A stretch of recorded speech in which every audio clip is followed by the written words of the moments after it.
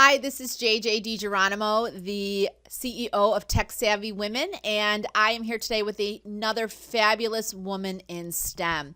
I am here with Vicki Fletcher, and I'm really excited today to talk to her about her professional and personal journey to really showcase women in STEM. I think this is an excellent opportunity for women to see that there's all types of women in STEM. They have all different backgrounds. Where they started may not be where they ended, and we're looking forward to showcasing today Vicki's story. Hi, Vicki. Hi, How are you today? fabulous. Great. What is a system verification engineer?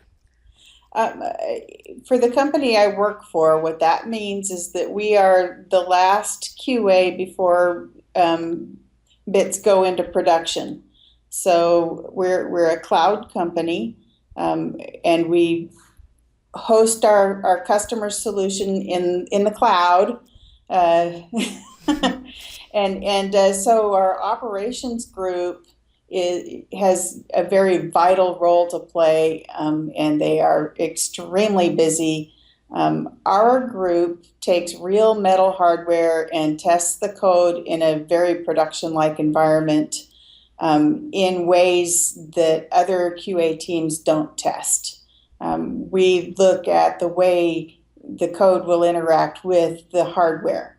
We look at database networking, basically the guts. In my particular role, I'm on loan to a team that is the core team of the product. So in addition to the systems verification stuff, I'm also a core QA team member. That's great. And QA, for those that don't know, are quality assurance. And so, for layman's terms, you're essentially testing the product in the last step before it's moved into production. That's correct.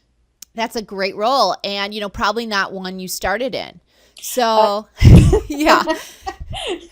So, was this your choice to move into this role, or did somebody nominate you to move into this role? I accepted a position in this role, and the offer was made based on the experience that I've accumulated, since I started working with computers. And have you always been in a QA capacity?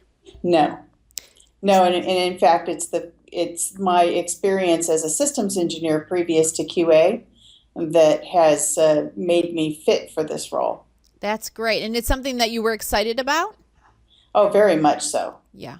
Very exciting company, and it's really nice to work on the leading edge of technology, which is what I am doing at this time. That is wonderful. So, I do want to talk about how you stay current, but I'd love to take a step back and say, where did you start? Did you start with a technical degree or an engineering degree?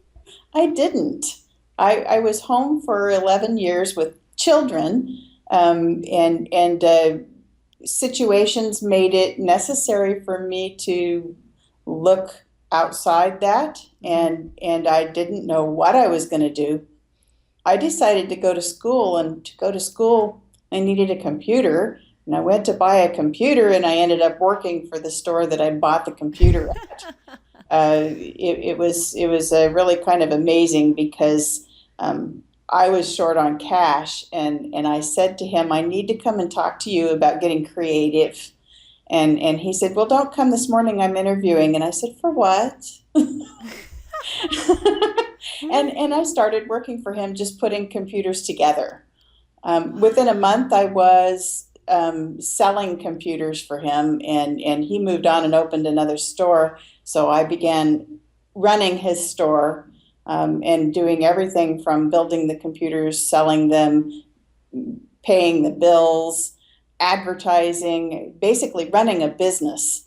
And along the way, I really fell in love with technology. The first time someone networked computers together in front of me, I was just wowed. It's like, really? You mean you can do stuff on that computer and it moves to that computer just like that? And I fell in. I went from there to support, and after working in support for a while, I worked as a consultant for a year, and after that, I became a network administrator for a software company, and that's how I got into software. Oh, isn't that neat? That is really neat. And I think for many women listening in, I often tell women there are no straight lines. So are there people that have helped you along your career to move you from one position to the next? Absolutely. Absolutely.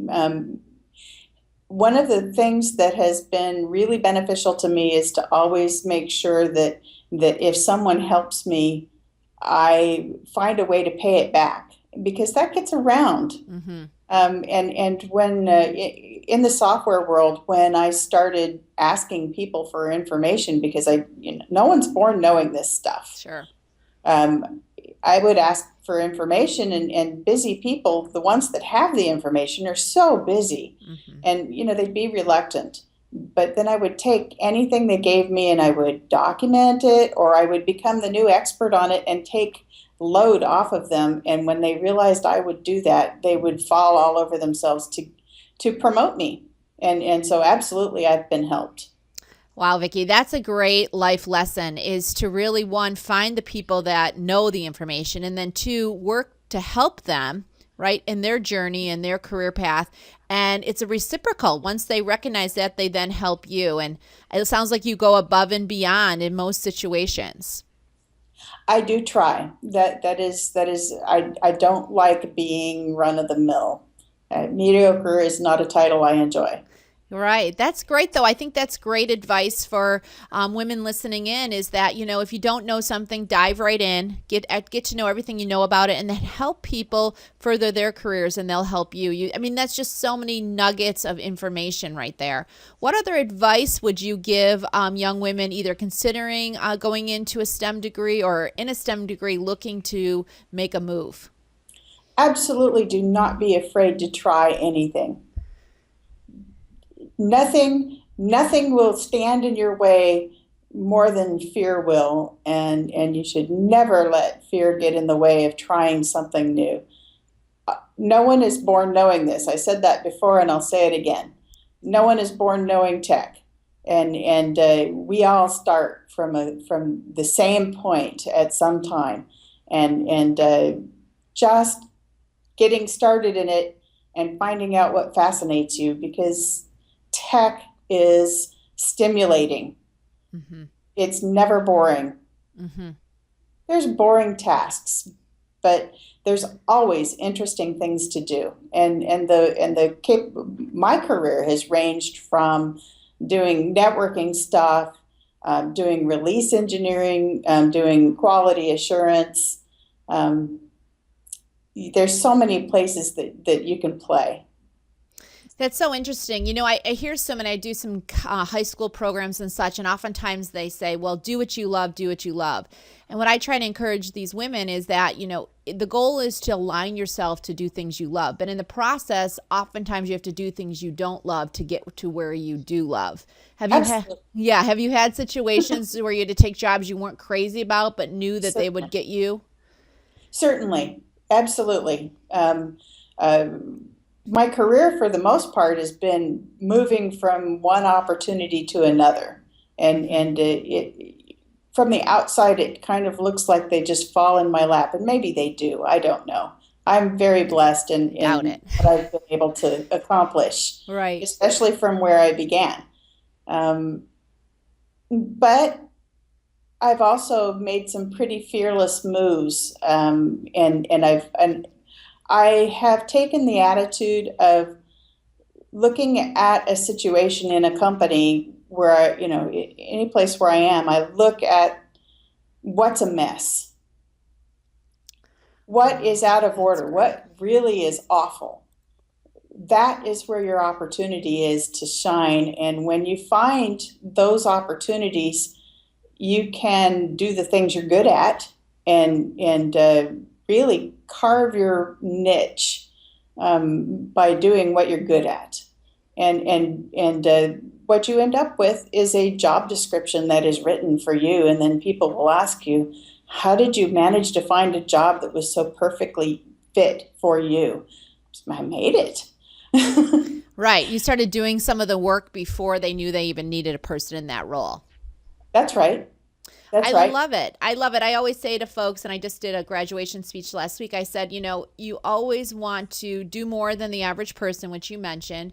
You also want to take on opportunities that you're fearful of. And just, know that everyone is starting in the same place, and that just getting in there and doing the work will show your interest and give the hiring managers often a glimpse of what is possible by putting you in the role.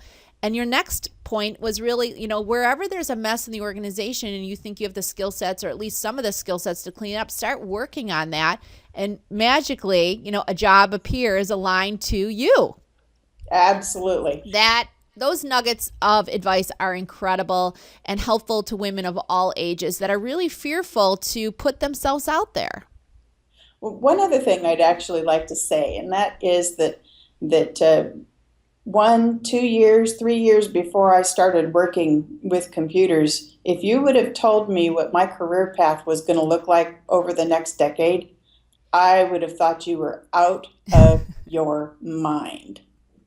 I did not see this coming. I think that's great, though. But you created it. You created it. Everything you took on, you did better than what was expected of you, and people helped elevate you, it sounds like. That's true. That is wonderful. Absolutely true. How do you keep yourself motivated? How do you keep yourself inspired and motivated and fresh? I have always enjoyed any facet of research. I've always enjoyed learning. I've always been that way, with or without tech. So it was a real natural fit, but I never would have known it until I tried it. Right. I never would have figured that out without having tried it, and it was just a combination of chance and yes, I'll take that opportunity. Both. That's great. That's great. Well, I really appreciate this, Vicki. And just in closing, is there anything that you would like to share in closing, words of advice, or just something that maybe keeps you motivated all the time? Just wanting to keep my brain young. Yes. I do. I want to keep my brain young, and doing this work absolutely does. That's wonderful. Well, thank you. Thank you so much for being with us today and sharing your story, which is such a good one, because I think so many people think they have to get a degree in technology, engineering, math, or science, and they think that everything has to be mapped out for them. And I think you are a sure proof that getting in there, getting your feet wet, having somebody trust you and starting to build that relationship, and then that has elevated you each step of your career. And look at you now. Really exciting. You're working in cloud, which is really the next new thing in infrastructure is cloud. So you went from fixing computers to now working in the next new thing, cloud, and just an amazing journey. Thank you. Thank you. Thank you. And signing off, this is JJ DiGeronimo, the CEO of Tech Savvy Women. Join us for other Women in STEM's interviews and our video series. And Vicki, we cannot thank you again for joining us.